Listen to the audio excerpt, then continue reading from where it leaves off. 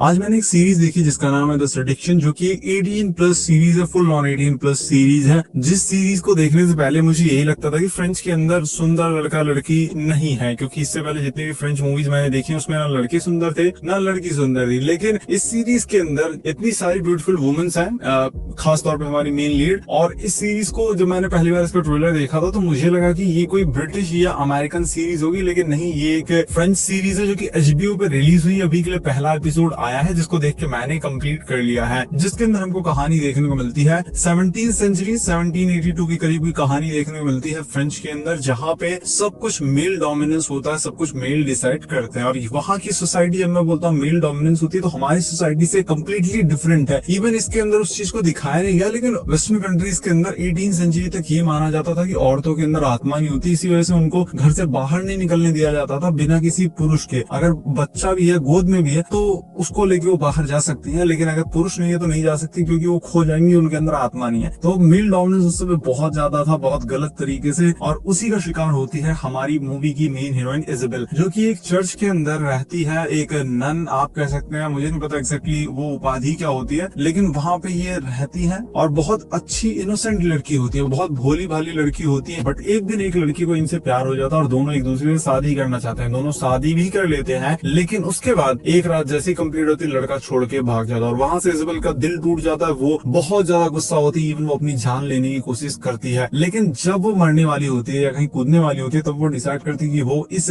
Male dominant society के अंदर अपनी जगह बना कर ही रहेगी और उसके लिए वो कुछ भी करेगी। अब कुछ भी करेगी, इसी वजह से ये चीज 18+ हो जाती है। आप विश्वास नहीं करेंगे, शुरू होती है तो सेक्सुअल सीन्स, बीच में सेक्सुअल सीन्स, एंड होती है तो सेक्सुअल सीन्स। और जिस ब्रेकिंग पॉइंट पे सीरीज एंड हुई है, हर बंदा, जितने भी एडल्ट सीरीज के फैन है, वो खास तौर पे अगले एपिसोड के लिए बहुत ज्यादा एक्साइटेड हो जाएंगे और वो मजबूरी में पूरी सीरीज कंप्लीट करेंगे। और इस सीरीज के अंदर इतने इतने एडल्ट सीन्स है कि काफी लोग तो स्टोरी को लात मारेंगे और बोलेंगे कि हमको खाली ये जो एडल्ट सीन्स है ना, यही देखना है, और उसी को देखने के लिए वो सीरीज के अंदर आएंगे। तो सीरीज के अंदर सिर्फ हम एडल्ट सीन्स की बात नहीं करेंगे। अगर आप एडल्ट सीरीज के फैंस हैं, जिनको स्टोरी से इतना मतलब नहीं, उनको खाली दिखने वाली चीज चाहिए, तो इसके अंदर बहुत सारी ऐसी चीज भरी हुई है। पहले एपिसोड के अंदर इतनी सारी चीज है, फुल बॉडी न्यूड सीन्स है, इस वजह से आप चाहे तो आप जाकर के इस चीज को डेफिनेटली देख सकते हैं, अगर खाली इसी के लिए देखना है तो। लेकिन हम बात करेंगे कि आखिर इस सीरीज के अंदर क्या है पॉजिटिव, क्या है नेगेटिव, और क्या आपको इस सीरीज देखनी चाहिए या नहीं। तो सबसे पहले पॉजिटिव की बात करें तो लीड एक्ट्रेस की परफॉर्मेंस मुझे बहुत ज्यादा पसंद आई है। जिस तरीके से जब सीरीज शुरू होती है, जिस इनोसेंसी के साथ में उन्होंने उस रोल को निभाया है, आप इस लड़की के लिए थोड़ी सी सिंपैथी फील करने लगेंगे इनिशियली ही कि ये तो काफी प्यारी सी लड़की है, लेकिन जब उसके साथ धोखा होता है तो आपको काफी बुरा भी लगता है। लेकिन ये सारी चीजें सरफेस लेवल तक ही, मतलब कि इमोशनल सरफेस लेवल तक ही फील होते हैं अभी के लिए, क्योंकि अभी मैंने एक ही एपिसोड देखा है। लेकिन लड़की की परफॉर्मेंस मेन लीड की काफी अच्छी है। जिस तरीके से जब वो डिसाइड करती है कि वो अब इस मेल डोमिनेंट सोसाइटी के अंदर अपनी जगह बनाएगी, उसका जो जो एक्शंस वो करती है वो काफी कमाल का है। वैसे बहुत सारी चीजें लोग बोल सकते हैं, लेकिन सिंपली चीज है कि वो अपने शरीर का यूज कर रही है यहाँ पे पावरफुल बनने के लिए, क्योंकि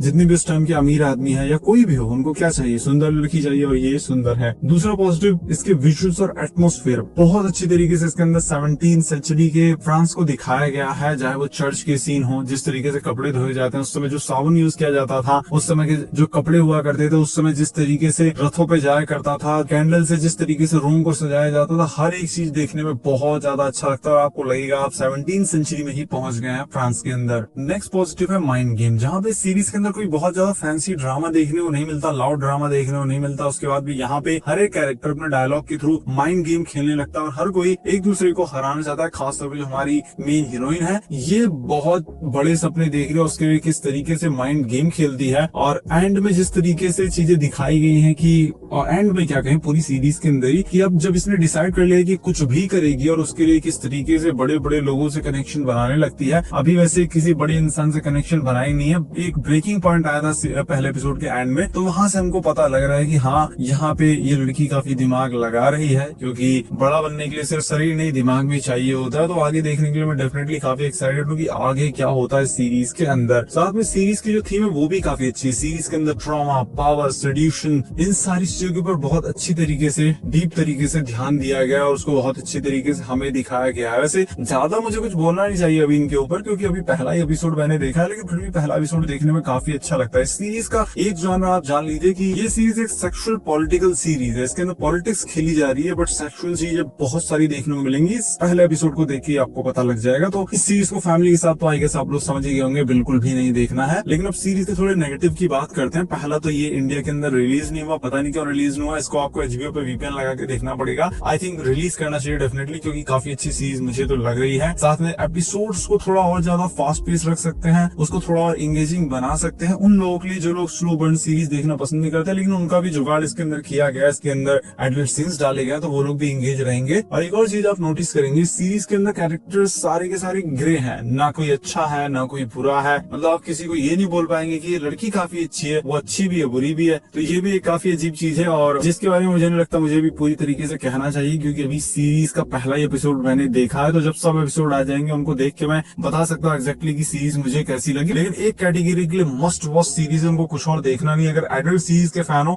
मस्ट वॉच है, जरूर देखो, बाकी सब जाए भाड़ में। लेकिन जो नॉर्मल व्यूवर्स हैं जिनको अच्छी सीरीज देखनी है, उनके लिए भी बता दूं सीरीज काफी अच्छी जा रही है। मुझे तो काफी इंटरेस्ट अभी के लिए सीरीज के अंदर आ रहा है। मैं आगे देखना चाहूंगा कि ये लड़की किस तरीके से, अरे कुछ भी करे लेकिन कैसे ये पावरफुल बनेगी। एक male dominant society 17-18 western countries की यहाँ बात हो रही है, वहां पे कैसे आगे बढ़ेगी वो देखने के लिए मैं भी काफी एक्साइटेड हूँ। वैसे तो ये 17th सेंचुरी की नोवेल के ऊपर बेस्ड है और उसके ऊपर पहले भी मूवीज बन चुकी है, सीरीज बन चुकी है, लेकिन मैंने उसको कभी देखा नहीं। मेरे लिए तो एकदम फ्रेश स्टोरी ये है। तो मैं इसको देखने के लिए काफी एक्साइटेड हूँ। अभी के लिए पहले एपिसोड को रेट करूंगा 7.5 आउट ऑफ 10 और मैं मिलता हूँ आपसे अपनी नेक्स्ट वीडियो में।